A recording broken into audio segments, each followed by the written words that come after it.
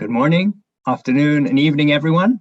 I'm Aulo Gelli. I'm a senior research fellow at IFPRI, and I'm delighted to welcome you all to this special seminar titled Two Steps Forward, One Step Back. We have a stellar panel assembled for you today, a bit like the Marvel Avengers in the field of agriculture, nutrition, and health, who will be taking us on a journey reflecting across space and time on what it takes to make research relevant to and have an impact on development. It's a special seminar as it also marks the retirement of John McDermott. John needs no introduction, really, and we will get to know exactly what he's been doing over his distinguished career in his keynote presentation that will begin shortly. We will then have perspectives from a fantastic set of discussants who have accompanied John during key steps of the journey. In John's words, the people who are commenting have all worked closely with me, but there are many people who have. We're really hoping they will also offer the lessons and experiences on research for development issues. The idea is to have a discussion more about lessons and future implications, and not as an event about John McDermott, which is typical John style. But we would like to hear from you. To participate in our Q&A session that will follow the presenter's remarks, please submit your questions on ifpri.org, Facebook, LinkedIn, YouTube, or by using the hashtag AskIFPRI on Twitter. Now, without further ado, over to you, John, for the keynote presentation. Thank you, Alo, and it's a pleasure to be here. So what you'll see in my virtual background are pictures from people and places that I've worked in over 40 years. And so that'll give you some context. I'm not speaking to the pictures, but you'll get to see some background. And I'll try and scoot over a little bit so you can see a bit more. Okay. And why research for development? So I started in development and I just had so many questions that I wanted to find out about what and how that I got really excited about research. But then the development perspective has really shaped my research into what people need, what we need to do. And then, so it's made it much more practical than theoretical. So that's the kind of basis of where I'm coming from. Now, the first period I'm going to talk about is my time in development in southern Sudan, and you can see some pictures here. This was a UNDP FAO rural development project, and it was for the Dinka communities that were affected by the construction of the Jonglei Canal. And it was meant to help them adapt and support and empower them, which was a rather difficult thing to do, as I'll describe. And this was one of the remotest areas, and still is, in Africa. And in some places here, people are living the way they did 10,000 years ago, but not many. It's changed rapidly in my lifetime. And so two lessons from this period for me. So one is on the technical side. So I came out as a young vet, and of course I was going to provide all these technical expertise to people, and they didn't really want them. But they were, one technical thing that we could do for them was rinderpest vaccine. And in the way we covered the kind of background vaccination and the type of vaccines we had, it was pretty clear that we couldn't actually eliminate rinderpest where we were or really meaningfully do that. And it was going to take a combination of all kinds of necessary things, logistics, institutional change, governance, as well as vaccines. Now, we're fortunate we have Jeffrey Mariner here, who can tell us what those different components are that made it work. And this is the great veterinary success of our lifetime, is the eradication of rinderpest. So Jeffrey can talk more about that. The other lesson was about kind of whose development is it? And the project was really set up to help the local people. And they wanted this. They knew they needed to adapt and they needed to figure things out. And their questions to me were never about technical things usually. They were much more about, how do we deal with the outside world? How do we look after our interests? That wasn't a thing that the development machinery was very good at doing. So we had lots of graders and bulldozers and trucks and vehicles, and they started to build houses. But the weaker part was the political economy, the governance, and how to protect the interests of these people and how they related to outside forces. And that's a common refrain everywhere, and one that we still haven't picked up. But it certainly piqued my interest, which continues to this day and has been highlighted in COVID, for political economy, governance. Can we at least put out some principles there and tracking things and figuring out how to help people? So that was my kind of initial experience. The next one was, I was very fortunate to work in the University of Nairobi. So it was a linkage program between my home university in Canada, the University of Guelph, and the University of Nairobi. And we were starting a postgraduate program in veterinary epidemiology and economics in the Department of Public Health, Pharmacology, and Toxicology. And I was a lecturer in the Department of Public Health. And then a lot of my colleagues from Guelph did come in for certain things, but I was basically within the Nairobi structure. And two lessons for me, this was a peak experience for me this time of life. And I think one of the things that was great was being in these Kenyan institutions and working with these Kenyan institutions gave me a real appreciation of how good they were, how they faced up to their challenges, how they adapt. Our department head, Professor Gathuma, was just fantastic, and he was so insightful, so wise, able to do so many things. Amos, who's going to speak later, was in Kari, but also doing a PhD with us, and he was in the socioeconomics unit, and I was so impressed with Kari, how they had regional units, how they interacted with local people.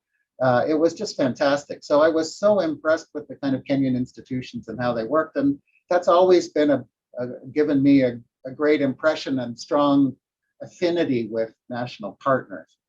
The other thing was that a lot of the postgraduate research we did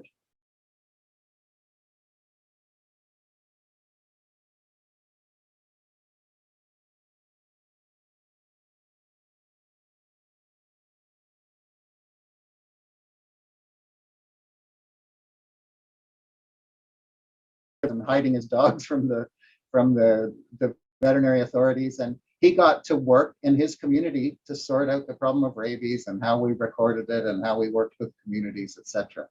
Thomas Gatau, another student, worked on kind of eco-health, community health with communities where he came from, and he was so great at working with those communities, at figuring out, at working with them.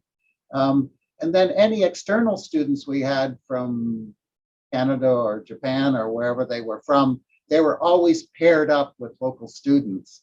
And it was so effective. And so I was really fortunate early in my career to be working in national institutions and to really have the benefits of working with them. We were really accepted in the community. It was fantastic.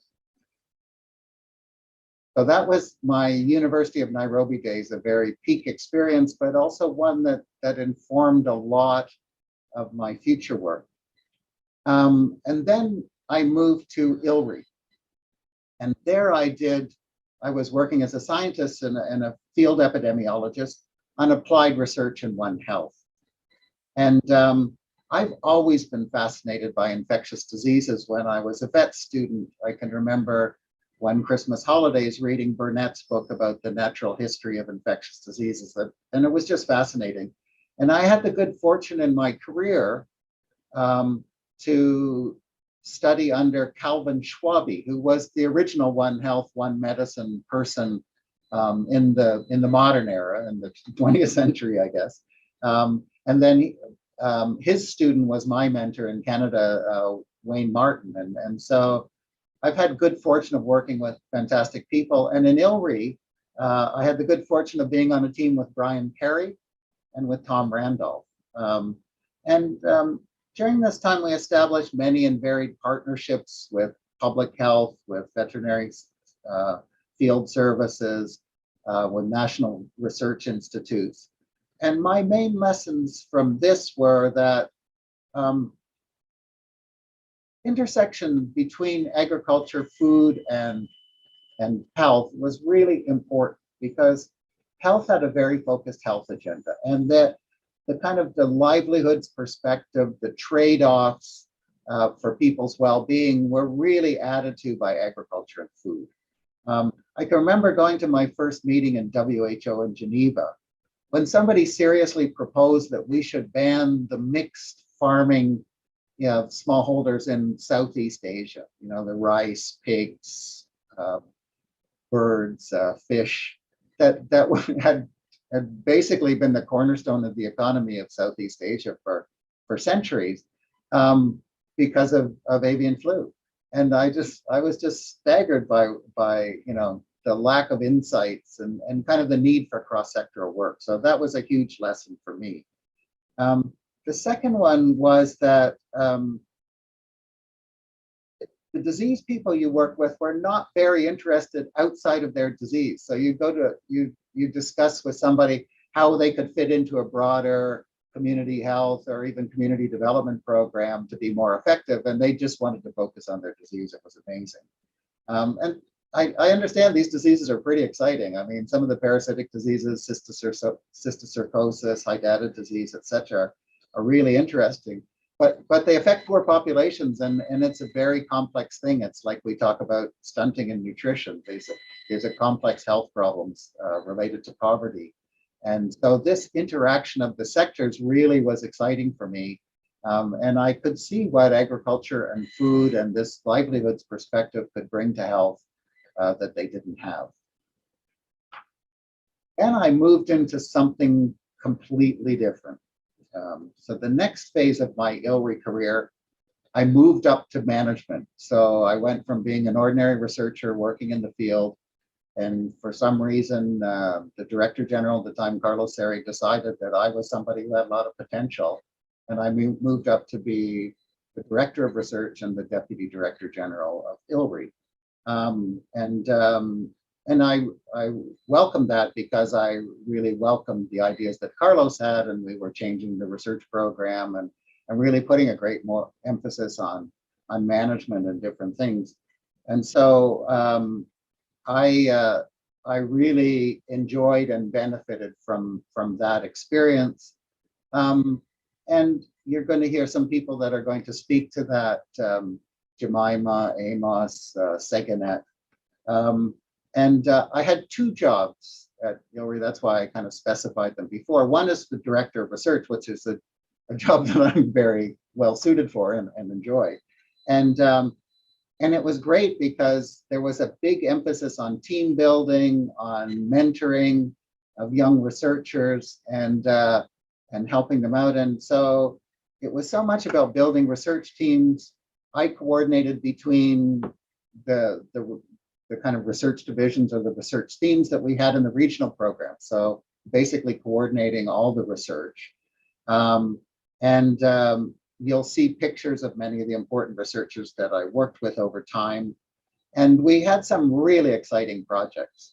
We worked on smallholder dairy, which is something that we'd started in the university that was very successful. You'll see pictures of the index-based livestock insurance or drought insurance that we worked on in northern Kenya. You'll see pictures of large research programs that we did in Ethiopia. There was a lovely program called Improving Market Success for Ethiopian Productivity and Market Success for Ethiopian Farmers. And it was just so exciting, the interactions. That project really started because of the idea that the Ethiopian government had, and I think people in the CGIAR, that we needed to bring technologies that were developed by the CGIAR or in other places to Ethiopia. And it turned out that all the technologies that were taken up were ones that moved from one part of Ethiopia to another and had people that could speak to that. So it was just an incredible things. And one of my most satisfying things, I think, in the ILRI days was working with closely and mentoring current and future research leaders, and some of whom you're going to see today, and working on partnerships. Now, this was kind of mixed success and lots of lessons. And I want to talk a little bit about some of the public-private partnerships that I worked on, some of which were successful and some of which not. So on the ones that were successful, and let me talk about the index-based livestock insurance, was very much because the private sector had a very specific and specific role. So this is the CEO of the bank. And we knew what we wanted from the banks and they did their job. We knew what we wanted from the insurance companies, they did their job, and they knew what to count on from us. So it was very clear. I tried to do work on vaccine platforms where we would take promising antigens and then try them against the delivery systems of many companies. That we could never get the companies to agree to share that, to look at it, despite all kinds of, I think, clever ideas for how to do it. And I've worked laterally with food companies, and food companies are, I find, really tough to work with. And a lot of times they only want to work with us on snack food and things like that, not necessarily unhealthy and nutritious foods. Then the other job I had in ILRI was a very important job, but one I was much less qualified for. And that was the deputy mayor of ILRI, I call it. And it was much more challenging because it required a lot of work on infrastructure, on rules and regulations, on reporting and things like that. We took on a huge project, and Seganet can talk more to this, called Biosciences East and Central Africa.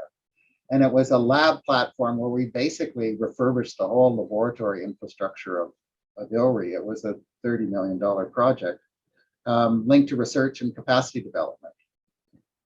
And I was uniquely unqualified to do this, I would say. But there's always a saying that it's better to be lucky than to be smart. And during this period, I was certainly lucky. And so I managed, for all the things I couldn't do, to find super people who could do them. So we had the construction project, and we had a man called Ash Randev who did it, and he worked closely with me, and I helped him navigate and empower him, but he did an amazing job. Then we had Seganet, who ran the research and capacity program, and she ran the BECA basically, and I couldn't have done that, but she was fantastic, and she can tell you what she did and what she saw. We had all kinds of things on health and safety that had really kind of eroded, and I'm sure they're eroded in most CGIAR centers, that we had to bring up to speed as part of the refurbishment of the labs and stuff like that. And we had a wonderful person, F.A. Kiamba, who did that. And then we had to report all these things, which was just a nightmare.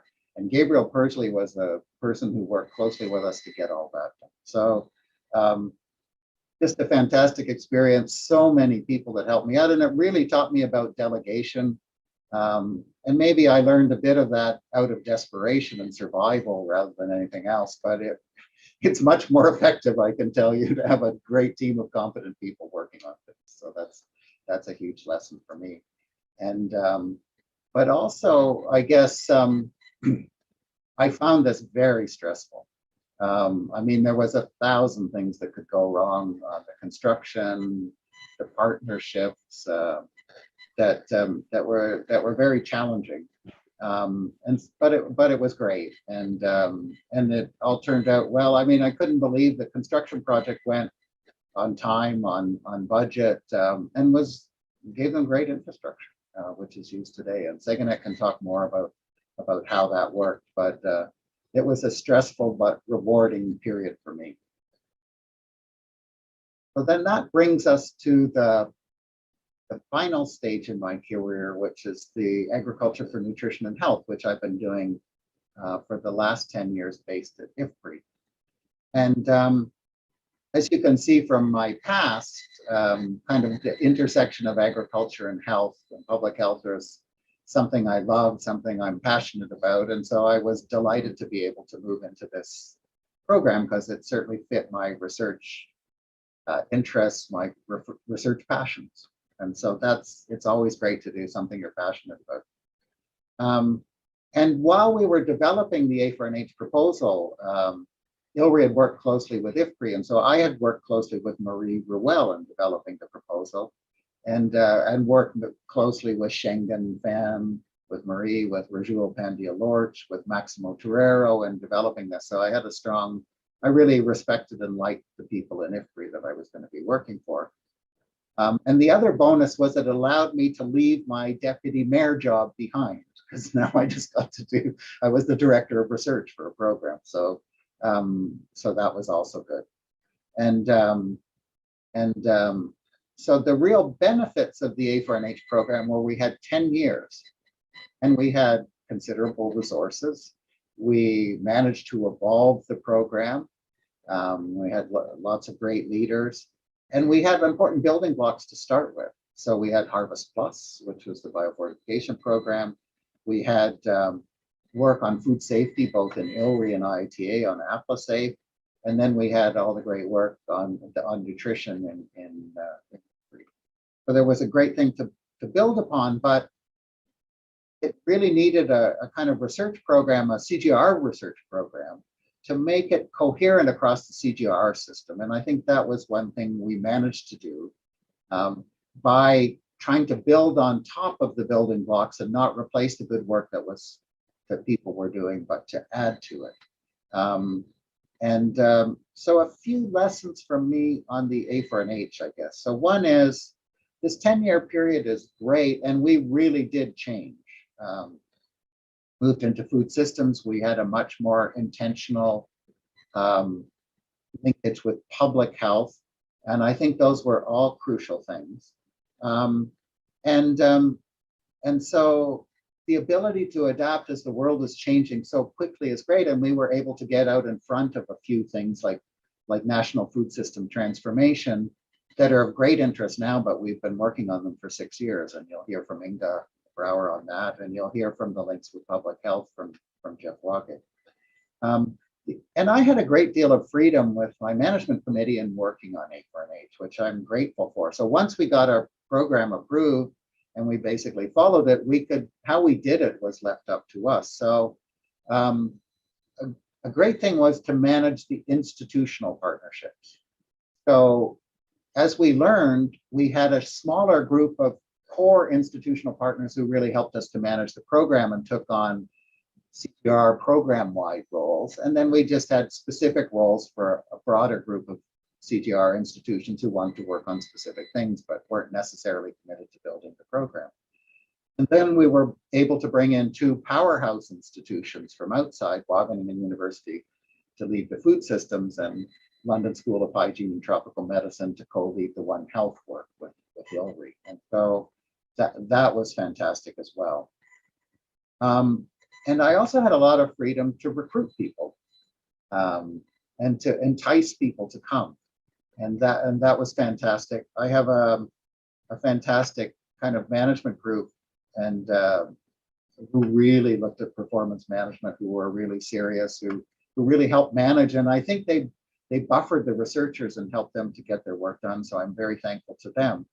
And one of the big contributions, and this was from Nancy Johnson, was we were very intentional about how we were working with partners and how we might help them, the so-called theories of change. And I think in the CGIAR I've been very frustrated that I don't think this is done right. We still worry too much about accounting and attribution, and not as much about strengthening our contribution to what critical people do. And so Nancy was great at kind of contribution analysis, working with researchers in terms of what it took to get things done. And that was, I think, a real strength of ours. In our work on food systems, I think I was so happy that we started with a focus on national food systems and what we were going to do in 4 focus countries, and Inga will talk more about that. And we managed to stay consistent with the fact that we focused on national actors, and we had a nice meeting last week where leaders in the country spoke about how the national food system transformation worked for them. And of course, food systems are dominated by the private sector. That's work that's still in progress, important work, but ones we need to figure out. And so that will continue. But you can see for me, it's been an exciting personal journey. I have been so lucky and so fortunate to work with so many people in a very intimate way, being able to interact with them, being able to support them in the great work that they've done. And that's so important, I think, in research management. And these people have made the program, and it's been a wonderful journey for me to do that, with lots of twists and turns on the way, including COVID at the end. And I was I've been grateful in some ways because COVID is the thing that we're predicting a pandemic like this that would happen. But it's not been as nearly as much fun as it was before that for all kinds of people. And that's not, you know, and obviously lots of people have been badly affected, but it's been an excellent learning experience. And I really appreciate the perspectives that we've been able to bring from agriculture, food, economics, public health. It's been a great journey and a great group of people. So thank you, Alo, and back to you.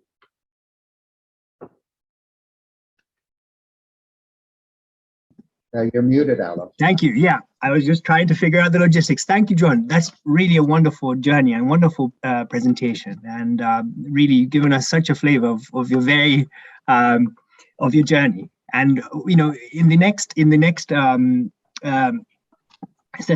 session, we have two discussers that will focus on one topic that you've touched on, the topic of political economy of development.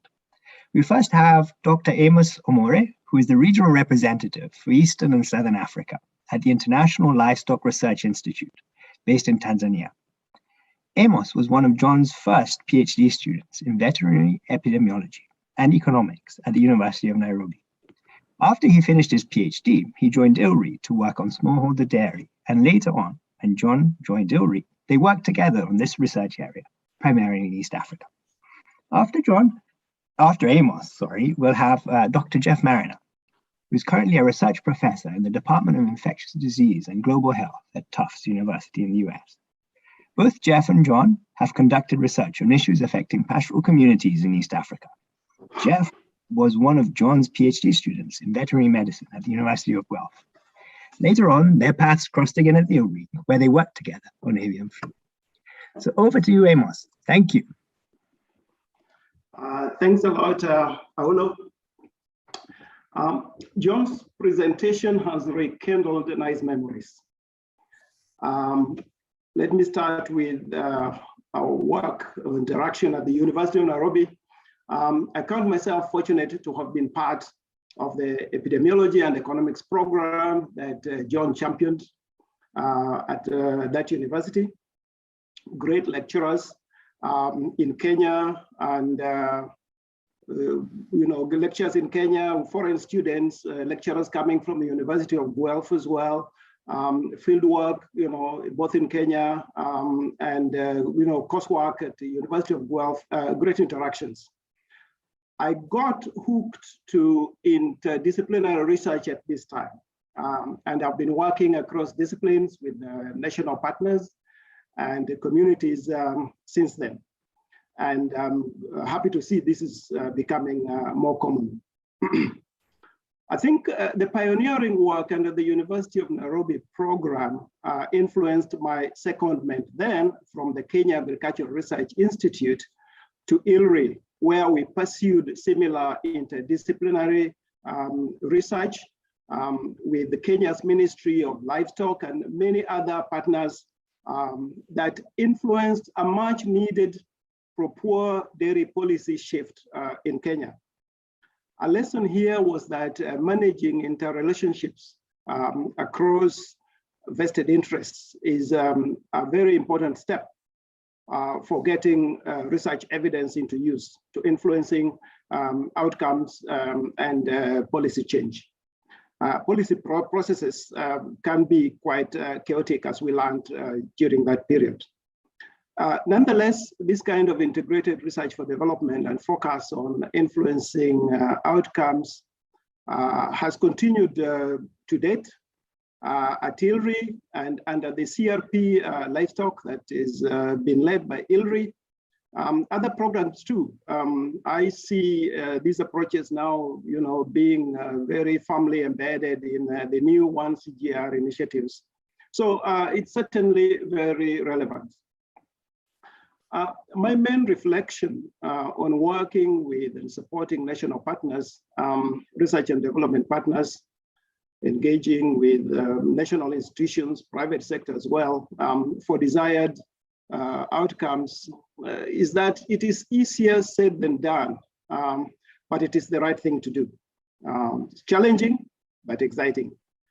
Easier said than done, because enrolling people into new ways of doing things, e.g., forging interdisciplinarity and collaboration within and across organizations, aligning with each organization's objectives, building trust, all these take time. Science results often create winners and losers, as we saw in the Kenya dairy sector, and the losers will often fight back or resist the change. This is perhaps the reason for the one step back in John's presentation. The question is whether we see a role for ourselves in reclaiming or forestalling the backward step. Perhaps by maneuvering through vested interests, for example, to make research more impactful.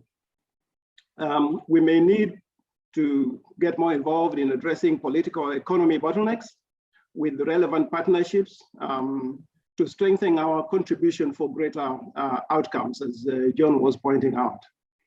For example, investing more in partnerships for influencing, perhaps with organizations, civil society, lobby groups, perhaps to advocate for the sort of outcomes that we wish to see in terms of getting our research to be more impactful.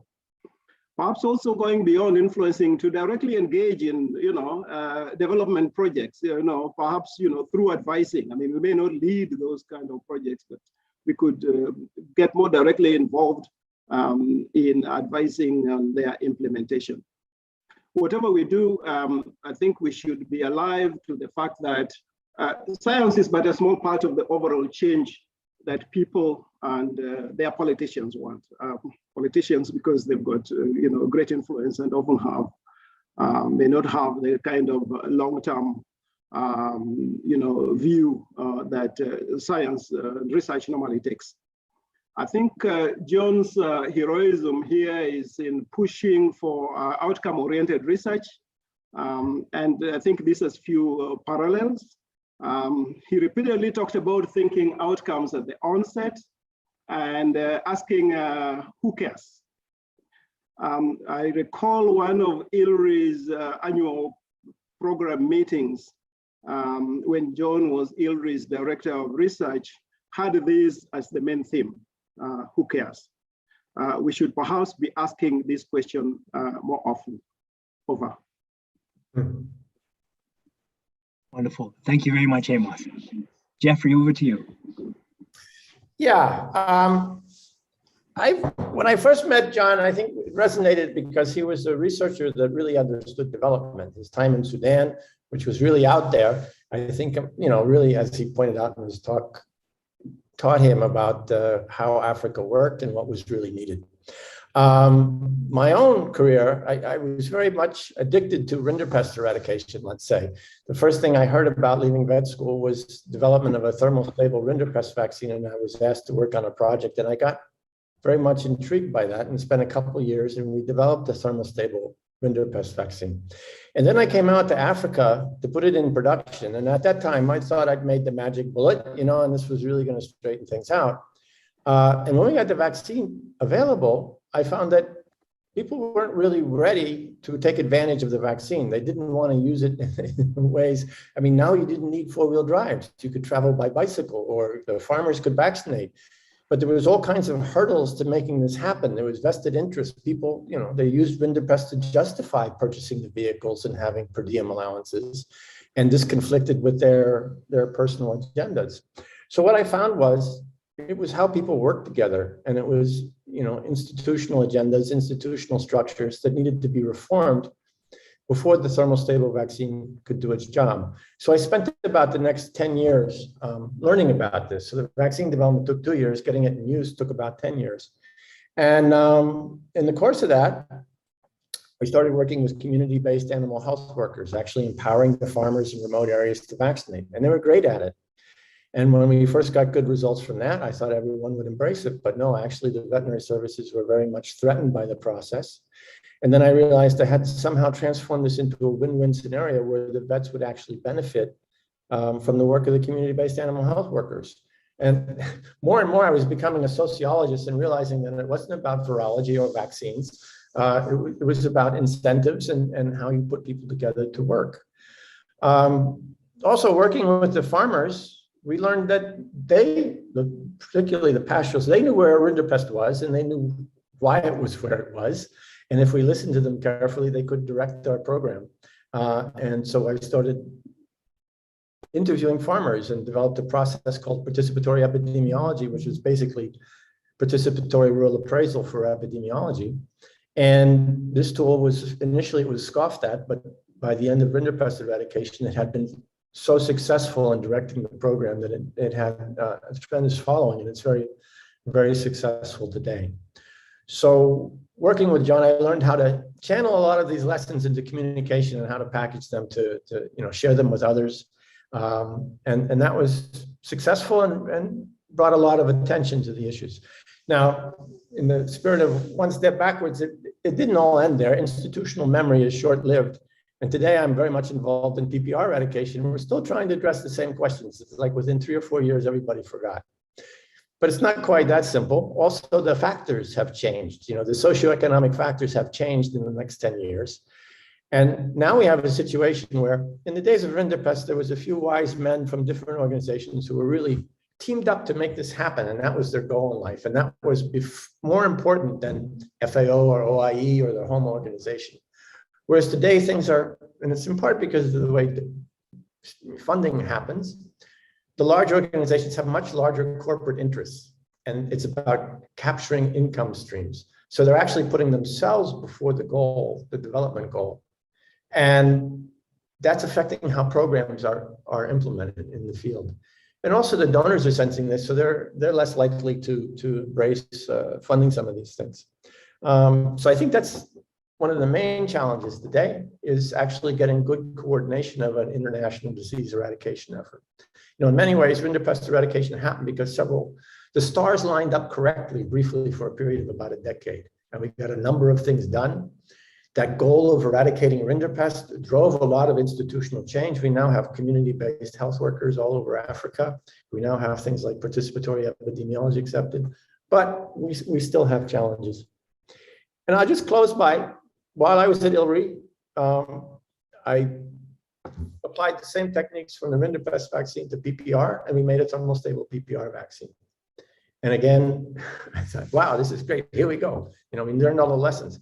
But it's been 10 years fighting different challenges. But just Monday morning, I got to observe the first community-based animal health workers in Uganda vaccinating with thermostable PPR vaccine in the crowd, all on their own without any guidance, doing very competent, fast, professional work. It was marvelous, And then I drove across the border to where they've outlawed community animal health workers to have a different discussion today. So it goes on, and I'm still here doing this stuff, and it's great.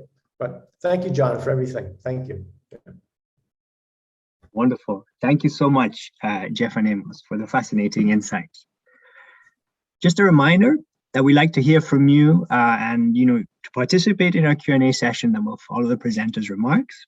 Please submit your questions to IFPRI.org, Facebook, LinkedIn, YouTube, or by using the hashtag AskIFPRI on Twitter. So we now have 2 more discussions, this time on the topic of building platforms to engage non-traditional research partners to deliver solutions that benefit the poor. We'll start off with Dr. Segenet Kilimo, who is the Director General and CEO of the International Center of Insect Physiology and Ecology, known as IFPRI, in Kenya. John and Segenet worked together at ILRI in Nairobi on the development and launch of an initiative which Segenet directed, known as the Biosciences East and Central Africa, or BECA Hub.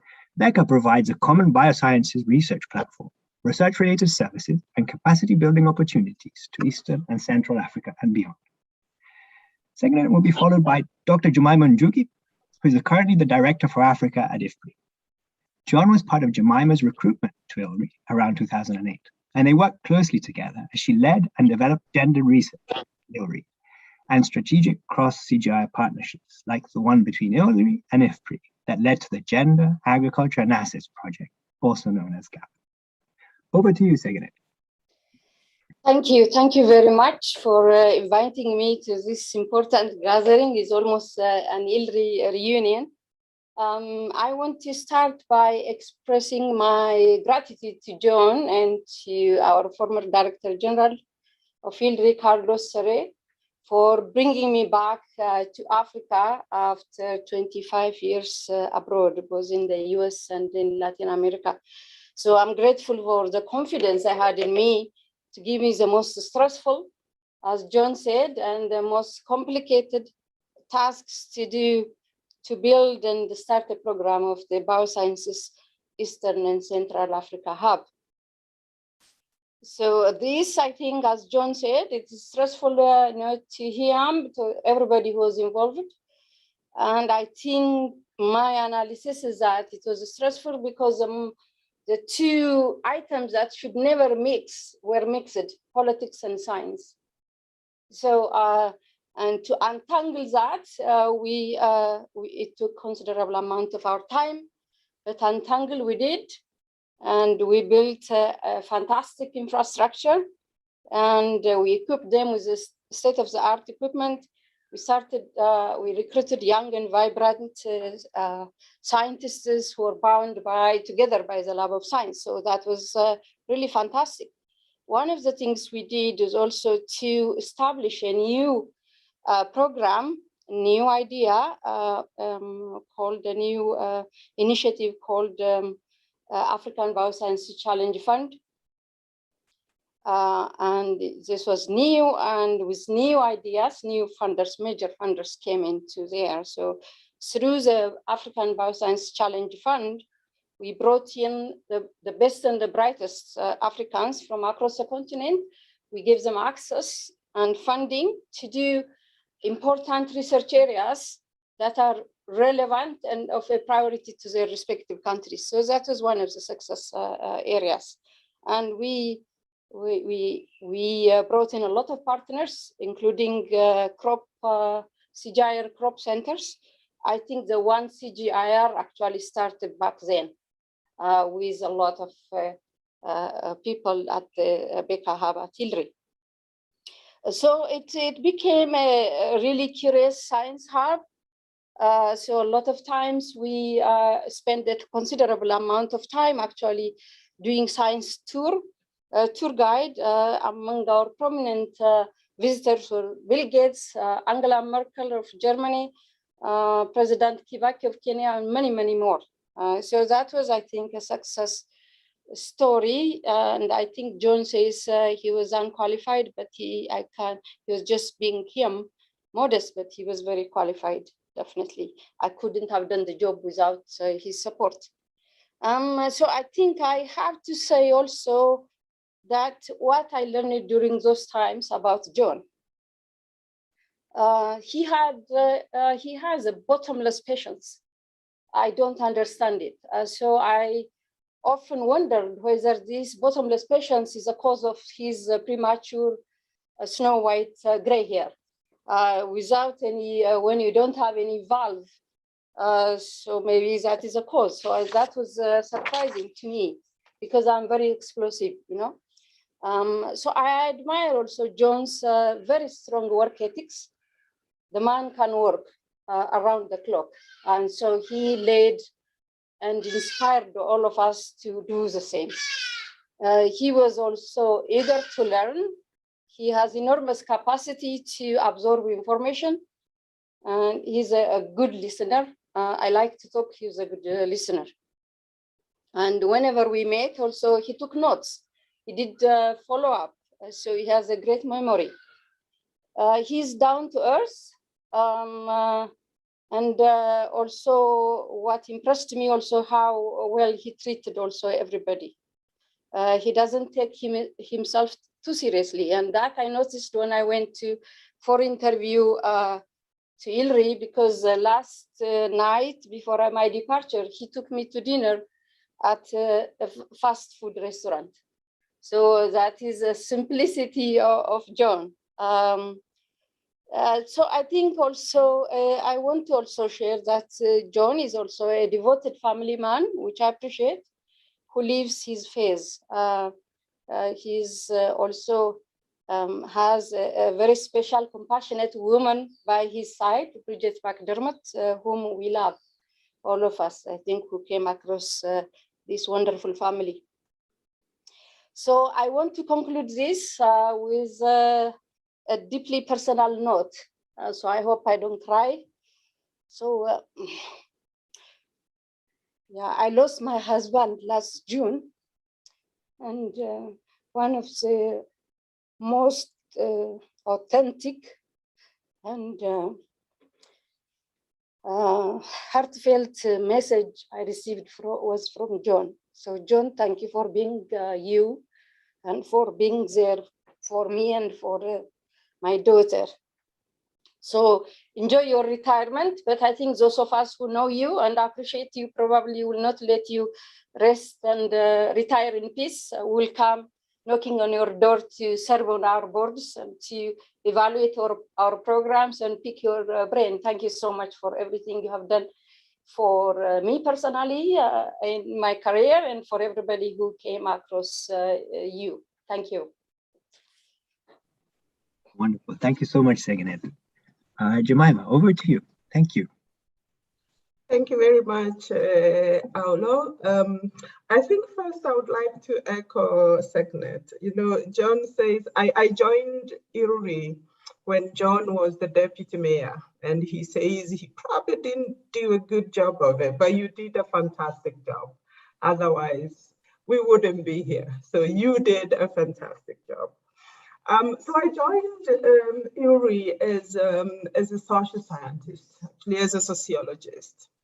And I think at that time, John, I must have been the only, what we call the non-economist social scientist at IFPRI. So I had a lot of navigating to do.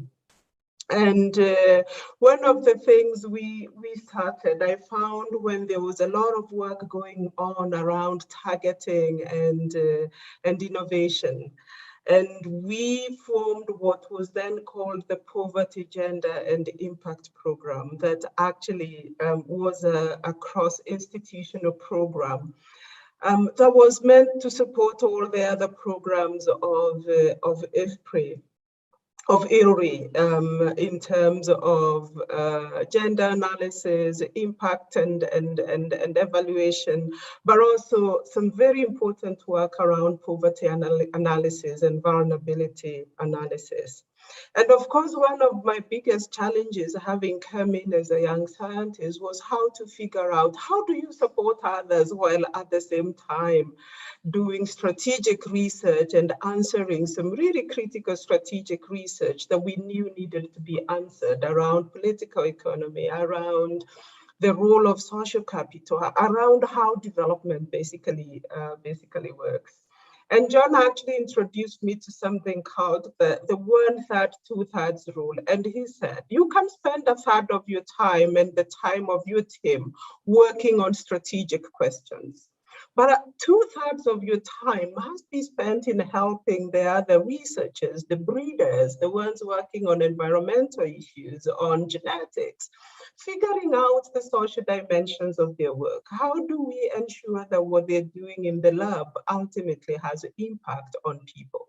How do you get them to understand that their client is not the cow or the goat, that the client is actually the people on whose lives we have to impact? And that is a fundamental lesson that I have carried through all my work. With John's support, we actually developed the first gender strategy at IFPRI, the first gender research program at IFPRI. We started, I think, with a small grant from Ford Foundation and IDLC. I think it was probably about $60,000, and grew in the following 4 years to a huge impactful program that was looking at the role of livestock in the livelihoods of women, how livestock could play a much more important and bigger role as an asset that actually helped women be more empowered, have voice in their households and communities, but also guaranteed their livelihood. So this was really an important part of my growth as a researcher.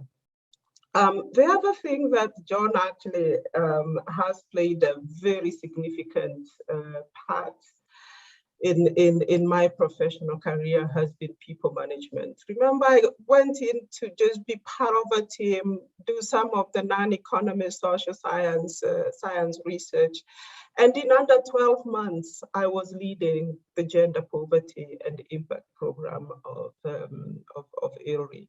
So learned a lot of lessons from John on building partnerships. It is when I started working with IFPRI on the gender and assets program. But the one thing that I also learned from John is recognizing what each member of a team brings to the table. Because every time I went to John's office to ask for help, and it was a lot of times, it was, how do I support you?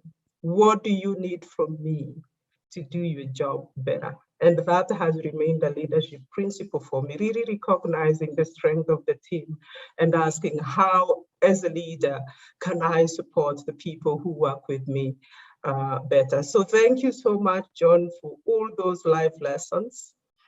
You've been a friend to me and my daughters, you and Bridget. The first time I came to Washington, D.C., actually, my children were in John's house. So thank you so much for also being a friend to us and such a support to my career. You've also played a really big role in me being in IFPRI. I said, if John loves IFPRI, IFPRI must be a good place to work. So thank you so much. Wonderful. Thank you so much, Designate and Jemima. We'll now move to the last two discussants that we have on our session. We have be talking on the topic of agriculture, nutrition, and health agenda setting, including building partnerships and identifying research priorities. We'll start off with Dr. Jeff Vardy, who is based at the London School of Hygiene and Tropical Medicine, where he provides support to a number of ongoing programs linked to the London Centre for Integrative Research on Agriculture and Health, known as CGIAR, which he continues to chair. This includes the A4NH flagship on improving human health. Jeff and John, along with Sunita Kadiyala, hatched an idea that grew up into the Agriculture, Nutrition and Health Academy, now a global community of 4,400 interdisciplinary researchers, practitioners and policymakers from 145 countries. Then I have Dr. Inge Brouwer, who's Associate Professor in the Division of Human Nutrition and Health at Wageningen University in the Netherlands. Inge and John first met when she joined what was then called the Independent Advisory Committee for the first phase of A4NH. In 2015, they started working closely together to plan a new research program around food systems that would become part of the second phase of A4NH, or H for NH, as I learned yesterday. Inge has led this flagship called Food Systems for Healthier Diets. Over to you, Jeff. Thank you. Thank you, Olo. Well, my reflections are on collaboration across institutions and disciplines. And as Olo mentioned, in 2011 at the London School of Hygiene and Tropical Medicine, we had the opportunity to set up an interdisciplinary center on agriculture, nutrition, and health across the University of London, which came to be called ELCIRA. And not entirely coincidentally, ELCIRA began at the same time as A4NH. And John and I got together and began our long, enjoyable, and really fruitful collaboration. And my first reflections are on university partnerships with the CGIAR. Now, I have to confess, I have a 35-year programmatic relationship with the CGIAR, always as an external partner, starting in 1986 with the biological control of cassava mealybug, but only in the last decade from an academic perspective. And in my view, the CGIAR, I would argue, is fundamentally a problem-solving organization, using science to that end.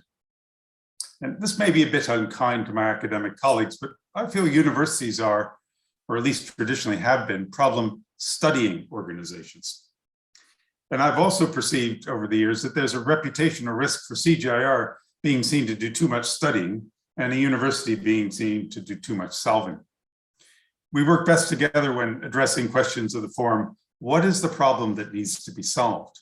And for instance, working with A4NH in the early teens on identifying the research gaps in our understanding of how agriculture affects nutrition actually helped to provide the basis for creating and funding of the A&H Academy, through which we created this remarkable global research community. Another reflection is on interdisciplinarity, a feature of both CGIAR and A4NH. It has its challenges. Very good disciplinary researchers are reluctant to step out of their comfort zones for speculative projects with scientists in other disciplines. Agriculture and health is a perfect example. And I considered myself in CGIAR to be lucky if I could get an established researcher in either sector to spend 10% of the time working on an interdisciplinary project. Over time, working together with A4NH, we learned that one of the best ways to achieve this was through jointly managed PhD postdocs, free help, but which required that each disciplinary partner had made only a modest exploratory commitment to the beginning of a relationship, and also helped to train a new researcher capable of working, unlike his or her supervisors, across disciplines. Perhaps the greatest challenge has been engaging the public health research community in collaborative research on agriculture with the CGIAR. John was really keen on this. It was a big job, and I think we made some progress. We at least got our first Wellcome Trust grant to work on, the relationship between getting rid of malaria and increasing rice production in Africa. Coming from agriculture, my first shock in actually entering the London School was discovering how heterogeneous the health research community was. Medically inclined researchers focused on diseases. They had a very different approach to health research than people working on nutrition. The former might see agriculture as the problem, the latter as the solution. And I feel we're still coming to grips with the fragmented aspect of our health partners in the agriculture-health relationship. Finally, public health research is also well-funded in contrast to agriculture research. And I like to think that in agriculture, our perpetual search for research funding is one reason we explore exciting interdisciplinary initiatives, looking for new investment that might come with new ideas. And I think One Health is a perfect example of that. But even if we can get the attention of well-funded public health researchers, their priorities are often different. For instance, seeking to recruit top AMR researchers from public health into our program in A4NH, I was really challenged by their argument that their capacity to do research that would quickly save lives through reducing AMR was much greater if they directed that research at improving hospitals than improving farms.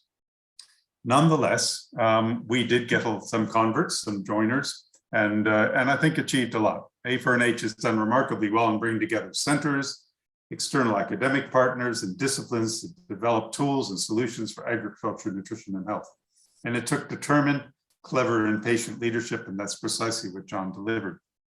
And I'm thinking that as climate change and as the pandemic focuses all minds on the need today to use science to study and solve problems at speed, I expect we'll come to value more the kinds of collaborations that A4NH has represented. And I hope that this will be reflected in the design of an operation of this area in one CGIAR as it goes forward. Thanks. Wonderful. Thank you very much, Jeff. Over to you, Inge.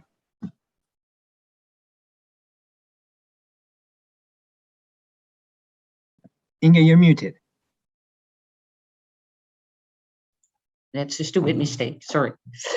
So I would first like to express our appreciation that John invited Wageningen University to join the McDermott table, I would say, to work on food systems. As you indicated, Aulo, that we started around 2014 with the discussions on developing a research program.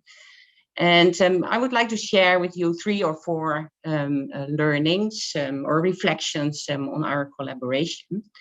And the first one is, which was referred also to by John, is to have freedom to change the directions of the program. I think in the beginning of our food system program, we really thought in a linear way, doing food system analysis, developing and testing innovations, and then engaging with policymakers to scale out. But we quickly actually discovered that much more is needed, and to spend attention to feedback mechanisms, to interactions, to address trade-offs.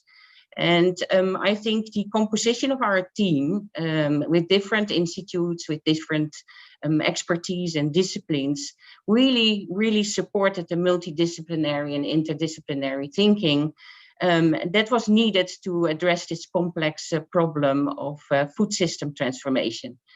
And especially the projects where we had, where we did the joint collaboration on developing initial papers, for example, the paper led by Chris Bene on food system transformations, and the paper that John and Ruud Ruben and myself wrote in global food security, have been very helpful to clarify all the different issues and strategic use of food system concepts and directions.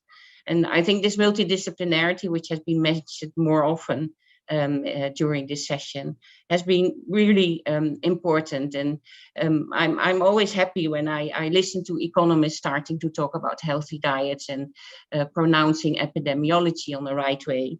But also I'm surprised hearing myself talking about the importance of political economy. I think that's really a sign that the multidisciplinarity has worked.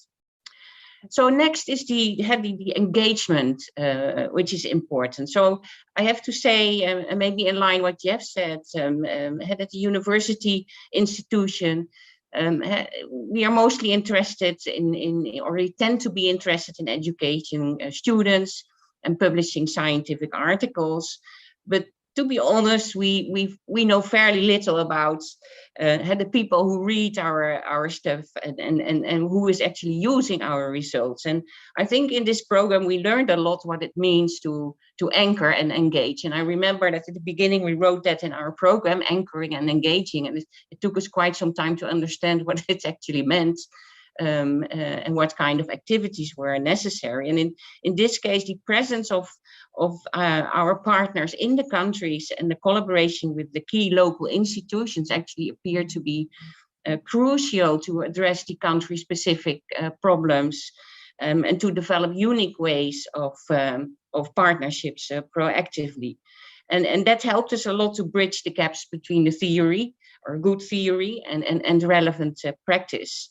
And that is something that we would never been able to do as a university alone. And I also realized that this local embeddedness needs sufficient resourcing. So another issue is the capacity development, and much of CGIAR research to me is to support donors and national agencies in developing appropriate strategies and programs, but far less attention is actually given to longer term investments of staff training and capacity development. And through your leadership, John, we have been able to build in a considerable component of this staff training, and through engagement of local PhD students, country training, a workshop, the MOOC that we developed, and of course the contribution we could give to the A4NH Academy, which was a really inspiring weeks we had in the last years to collaborate with young people. And we shouldn't underestimate how important it is to have a collective learning with young people, to safeguard the interest in the future, in future research on food systems. So it requires a new type of scientists that are capable to conduct interactive and critical system analysis. And I think we have been able to address that in our program. And of course, we should further support that. So a last one is on the private sector, and maybe we can continue to discuss about it. We had high hopes in the beginning to collaborate with private sector, especially the informal sector, but it appeared to be quite difficult to get appropriate partnerships in the interest of private sectors to come with business propositions that are not competing with their other interests. And I think, as you rightly said, it's work in progress. And we should continue to discuss how to do that better. So thanks a lot, John, for your work, your friendship, and your work stimulating us to be ambitious, but also to not forget reality in the countries. Thanks. Wonderful. Thank you so much, India and Jeff. And this comes to a close, the set of discussions that we had planned today. And I think we've covered an incredible amount of breadth and depth that really encompassed the experience that John sort of embodied. And in some ways, you've given us a primer of what it takes to set up a program like this. So I hope the 1CG sort of has that people are wearing sort of will reflect this in the coming years. So before opening to the Q&A, we'd like to give John an opportunity to respond to these wonderful comments so far. So over to you, John. Thanks, and the personal comments mean a lot to me, but I won't discuss those. So a couple of things that, and kind of things that have arisen, I guess. So Amos mentioned about who cares, and I've moved on from that, who's going to do something. and to me, that's people in the countries. They have to own, they have to lead these things, and that's who it's all about. And whether that goes slow or fast, Amos, I think, described it very well. That's where the action is. And related to Inga's point, then that's where the capacity is. And it's, Jeff and others highlighted institutional capacities, there's individual capacities, how you bring those together, how institutions work together, the political economy. Those are all important questions of getting things done and who's going to do it. So I think that's critical. One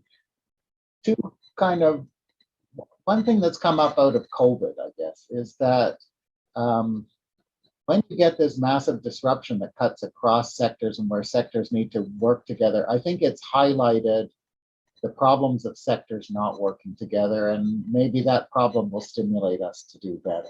So if we don't have a close collaboration between kind of health and economic sectors like food, we can cause a lot of problems. And we have to look at those trade-offs. We have to look at the cost benefits. We have to be smart. And we have to think about the people and how they're going to do things. And I think somebody else, that was Jeff, who mentioned public health, it's really benefited from social science. And Jemima's seen that in her career. HIV/AIDS, we'd be nowhere if we didn't have social science. So it's so important to bring in these social aspects and for them to cut across the health and economics and other things. So I think that's important. Two kind of regrets or things that need to be worked on, I guess. So one we talked about is the private sector. Maybe people will ask questions or that'll come back. And I think just understanding the incentives and what that's all about, and kind of what we can expect from the private sector and what we can't. But the other one is, and we've seen a lot of, and I showed lots of pictures of people. I mean, I find South Sudan now just heartbreaking. Because their basic needs aren't met, things are going badly. There's been war for a long time. There's climate crisis. Their floods are longer, and we're seeing that in all kinds of communities.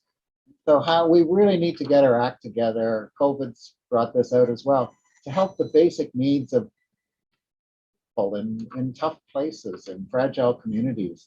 And that's going to require a partnership that hasn't really taken off between the humanitarian sector and the development sector in a longer term perspective. So those are just a few reflections to add to the things I heard from people and think about what comes next. Wonderful. Thank you very much, John. And now we open the floor to some really great questions that could come through from you. Let's start off with a question from Mesker Mwaktola from the Ethiopian Policy Study Institute. How can your research address the low-level participation of women in research and in research content from developing country perspectives, like in the context of Ethiopia? Who would like to take this one? Sure, Jemima should take that. I can take that, and because this is something we are seriously thinking about and have been thinking about for a long time, because and there's a couple of strategies that we know work that need to be scaled. First, we know we need to create opportunities for young women all the way from education opportunities, because if we do not ensure a transition from primary school to secondary school to university to postgraduate studies for young women, then we are not going to do that from a scientist level. So there is a lot that needs to be done all the way from the lower levels of education to ensure transition. The second part of it has to do with our institutions and the biases that are sometimes inherent in those institutions about the capabilities of women as scientists, whether as biologists, as engineers, and so on. So there's a lot of institutional work to be done to remove some of those biases, but also to make our work environment conducive to young women, to make sure that funding, research funding, is going to projects that are led by women, including young women. So and then there's the societal barriers that we are constantly dealing with about society's perceptions and removing some of those norms and biases. So programs like mentoring programs, I've been a member of the board of the African Women in Agriculture Research and Development for many years. Mentoring programs, leadership programs for women, so that they are also able to negotiate the institutional landscape, especially the research institutional landscape is really, really critical. So we need to start scaling some of those programs. We need to start institutionalizing them, but there's also a lot of personal change that needs to happen to us who are leaders of institutions, who are leaders of programs, in terms of how we actually make intentional efforts to get women, and especially young women, into research. Wonderful. Thank you so much, Jemima. I'm going to follow up with a question that's somewhat related, and this comes from an anonymous user. What advice would you give to early career researchers in the fields of agriculture, nutrition, and health? Who would like to take this one?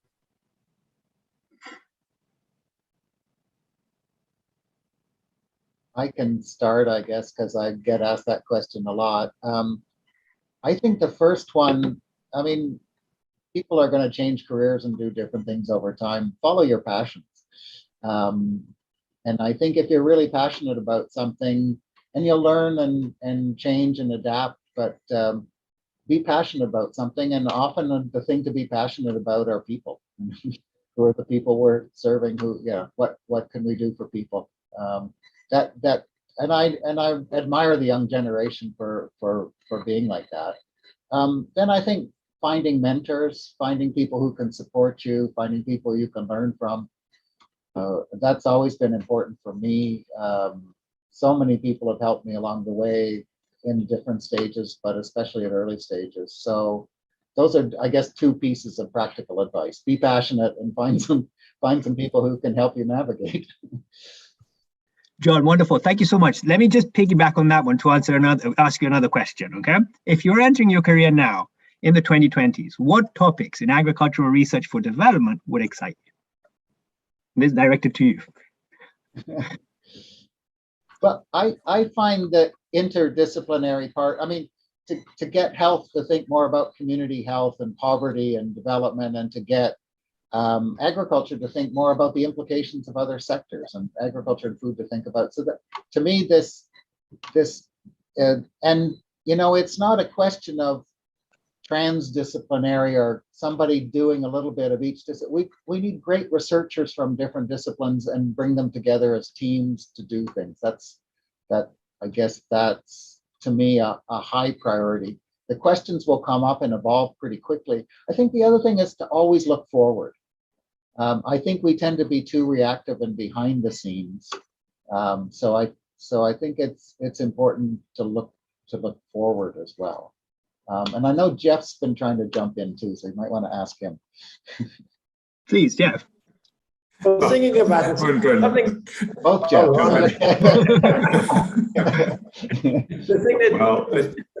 I had a thought of the first question when we were doing ELSERA and later with A4NH collaboration.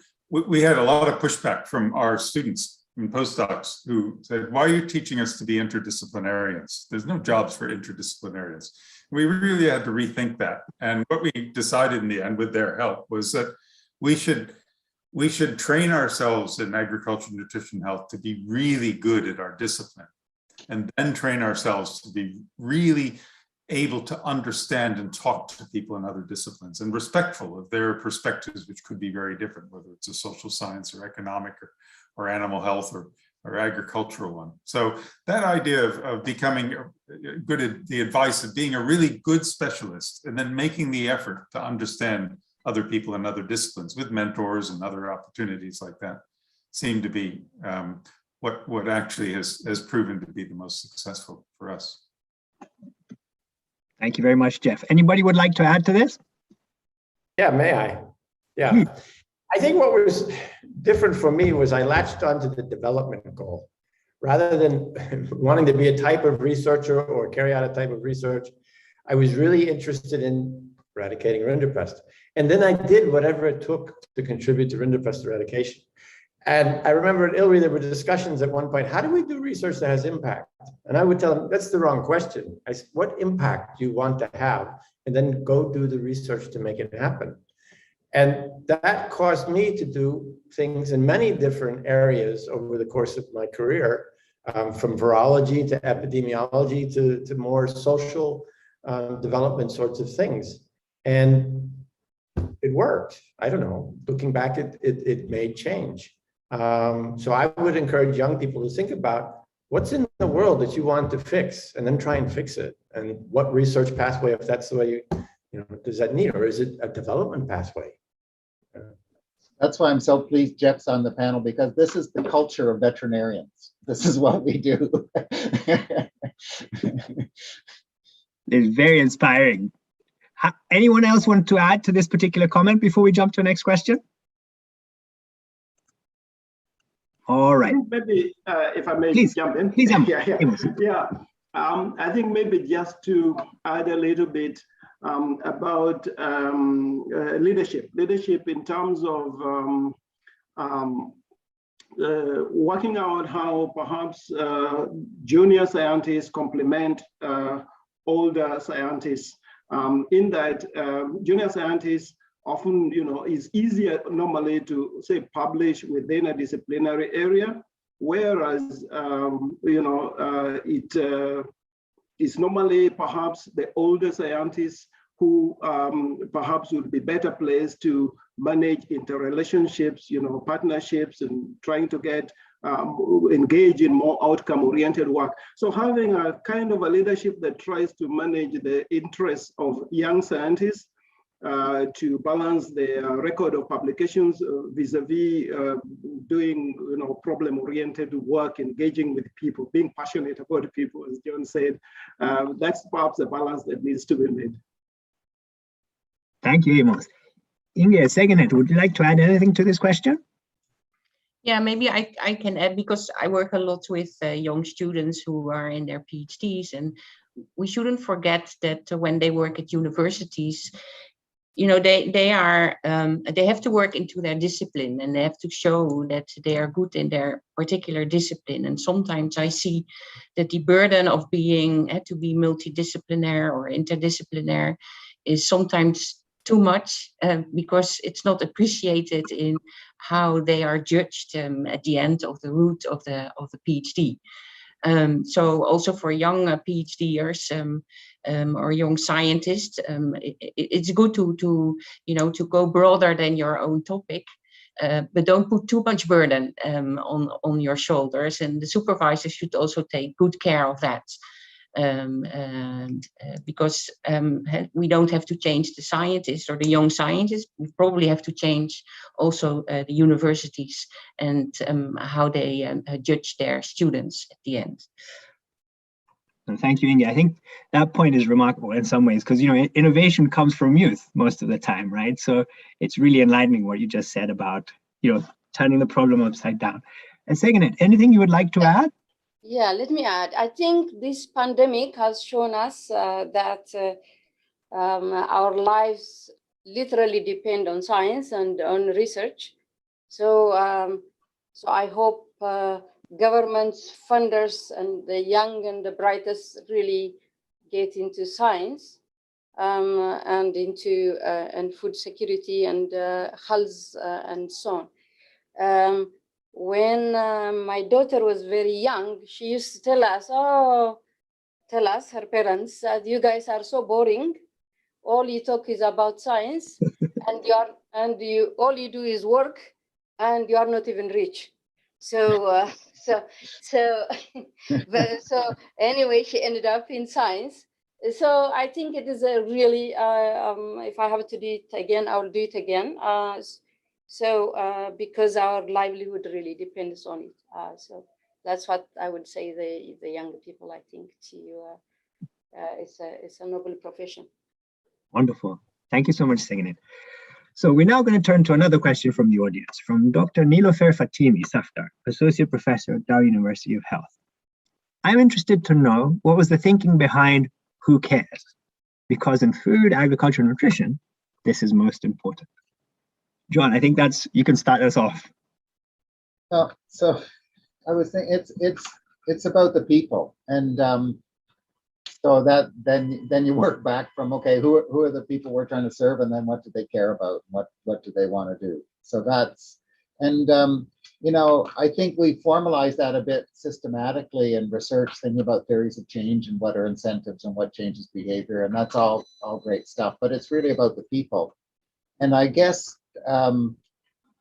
if you're in the kind of CGIAR strategic meetings, when I've been there, I am just, I must be most annoying, because I always come back to the people, because it's always the thing that kind of gets forgotten.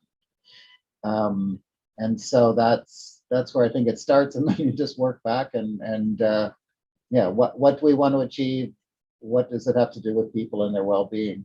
And it relates a little bit also to managing people. So yeah, the question about young women in science and mentoring them, we just have to be a bit flexible. It's really tough to be a young mom and to balance your career and your family obligations and stuff like that. And if we're a bit flexible, the benefits are huge. And so I don't, and so it's so important to kind of the key people that you've got, all the people you've got, to manage them, to look at their lives, to see how they're doing things. So that's another who cares moment, I guess. Wonderful, thank you. Would anybody like to add to this point?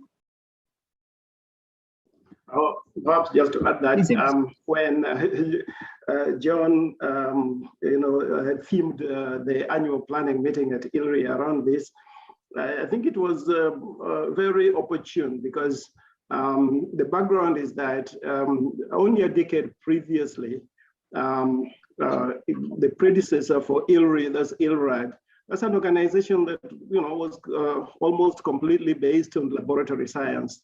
And so, this was helped quite a bit in beginning to help scientists to think beyond the microscope and the laboratory to who cares about whatever they're doing. So it was the right, intervention at the right time.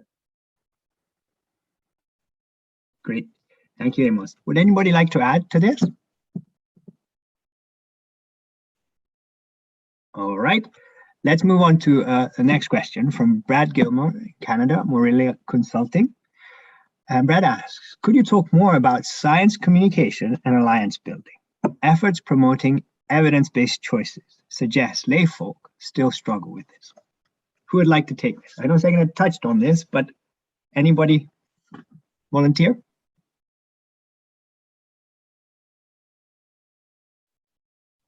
I think it's a really important question, because and there's two parts of it. So there is the science communication. How do you communicate complex issues in ways that they influence changing behavior? And that's a whole area of work in itself. I remember going for a 1-year fellowship myself to actually just understand, how do you use the power of stories? How do you use the power of communication to actually translate some of these complex things to things that people can relate to on a day-to-day basis? So that's one piece. But the second piece also is what John said earlier, that if you're focusing on research that actually serves issues that people are dealing with on a day-to-day basis, that interface between research and people's lives that gap starts to narrow, because they start to see how research is responding to the issues that they deal with or they're dealing with on a day-to-day day basis. So we can talk about climate change, for example, in terms of skipping to a 1.5 degree, or we can talk about climate change using the lives of the real stories of people that have been affected by climate change to sort of bring home the point that we need to do something and do it urgently. So I think what I'm trying to say, it's both an outcome, but it's also a process of how we do research and how we identify how research responds directly to impact on people's lives. And that starts to narrow that gap between science and people. Yeah, and I'd really support the stories part, but I think there's also a kind of trust and transparency challenge between science and the public. And that's come out big time in COVID. And so one of the things that I've found that really reassures people somehow is if we come with a little bit more humble perspective that we're learning, that we don't know all these things. This is our thought process. This is why we strongly believe in certain things, other things we're trying to learn about, instead of just being experts to say, wear your mask, don't wear your mask, do this, do that. That can have a huge thing, and it works in all kinds of political economy and governance, this idea of trust and transparency and who gets trusted. And we really need to work on that, because as science is absolutely vital, and I'm delighted to have that's been the focus of my life. But if it doesn't turn into outcomes and impacts, then I'm, I'd be so disappointed. And I think, this learning culture rather than expert culture, I think really reassures people that, and using trusted leaders and all kinds of other stuff, but we really need to think about that. Wonderful. Thank you, John. And I took a bit of time, but the $1 million question arrived from the audience too. Okay, this one's for you, John. As we move to the one CGIAR, any pointers on how to ensure that we remain effective and outcome-oriented with and through our partnerships? 1 minute before we hand over to you. Okay, so 1 minute. I think trust your researchers, help them build teams, support them, empower them. They'll exceed your expectations. Don't try and control them. give them support and free rein, and trust them. They'll be great. Thank you. We've recorded these words. So wonderful. Thank you so much to the panel. So without further ado, let me hand over to Josuinen, the Director General of IFPRI. Thank you. Thanks very much, Aulo, and thanks, John, and the panelists. It's actually very difficult. I didn't have any talking points coming into this, and it's just listening to everything. It's very hard to add much. I mean, most of the people on the panel have known John for a long time, worked with him very intensely. So I was just listening and drawing lessons for us for going forward on this thing. And one of the things that kept coming back was that social science is critical, political economy is critical, and this actually mostly from people who started off not being social scientists themselves. So I think that is really important. I mean, of course, I don't need no convincing, but for taking it forward, I think for people who do need convincing, this is a really important lesson. It's at the heart of what we try to do in the One CGIAR on the bundling innovation framework, if you want, where we really need to work on having innovations on the science side, on the technology management, but certainly also on the policy side and on the political economy framework that is around it. In a way, COVID-19, which we experiment today and where John and I have done a lot of work together on and thinking about, it's in a way, it's a quasi-natural experiment, if you want. I mean, economists until quite recently could not do experiments like other scientists could, or not, or most social scientists couldn't. I mean, Jemima referred to it as the non-economic social sciences. I'm going to quote her on this. It was an interesting thing. Anyhow, so recently we've done some work with Esther Duflo and Abhijit Banerjee on RCTs, etc., but not on a large scale. And so then if you have shocks to the system, it really learns you lessons about how the world behaves, how the world reacts. The fall of the Berlin Wall was something, the opening of China, etc., but also I think COVID-19. And the lessons are, I think, very much in line of what the theme of the session here today. It's the the 2 steps forward, 1 step back, actually. I think some of what has been achieved is quite remarkable, but some of it is not. I noted from what Jeff Mariner said on, he said, well, it took 2 years to develop the vaccine. It took 10 years to get them to use it, get people to use it. And in a way, what we're seeing today seems a bit consistent with that as well. I mean, yesterday, over the weekend, there were massive demonstrations all over Western Europe. Even people who work in hospitals supporting the demonstrations against the social distancing measures, etc. And so this is hard for many of us to understand why it is, and that's human behavior. And so if we think about political economy, the role of scientific advice going forward, etc. These are really, really crucial issues, and it has been mentioned by many of you. And so the question is, can we change the world, and will we change the world? Are 2 crucial elements of it. Can be has to do with knowledge, has to be with partnerships, scale of the being able to change it, but it's also about incentives and again, political economy. Then my final point is on the people. Many of the speakers have mentioned it. Jemina has mentioned it several times in her talk, but also other people, and John has come back. So it's really about the people. It's about the world for which we are working, which we try to make a better place, change the environment, the opportunities for people to be able to achieve a healthy and a fulfilling life. But it's also about, as came up in the last intervention several times, it's about us, the people who are trying to do the analysis, the studies, the policy work, etc., to also make sure that we stimulate them, that we create an environment that people can thrive in, that we support them. And so these lessons are obviously hugely important going forward for us in general, I think, but also in the CGIAR, if we try to develop this new framework to work in, the new research program, etc. And let me end with the last thing that John said about we should be humble, and I'm adding, but ambitious as well. Okay, and those 2 things together. Let's draw on this list. Thanks, John, for everything. Thanks also the panel members here. I think this was a fantastic session. Thank you. Wonderful. Thank you so much, Joe. So thank you, John, for all your wonderful leadership over this this amazing panel presentation you gave us today.